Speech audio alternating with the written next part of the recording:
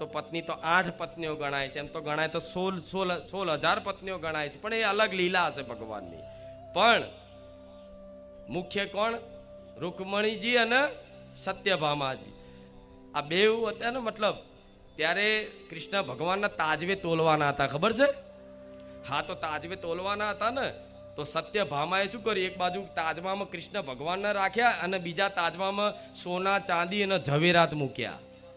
તો તાજવું ઊંચું થયું નહીં. ગમે તેટલું મૂક કરે, પણ કૃષ્ણ ભગવાનનું તાજવું ઊંચું થાય ખારું. શું છે એ વિચારક? શું છે? ભગવાન હલતા જ નહીં.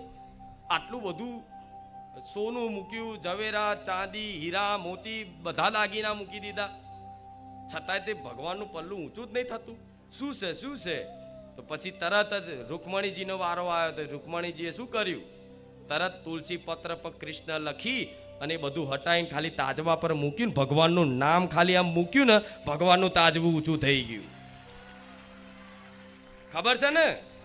ખાલી એક તુલસી પર ખાલી એક કૃષ્ણ નામ લખી અને મૂક્યું, એટલામાં તો આખું ભગવાનનું તાજવું ઊંચું થઈ ગયું.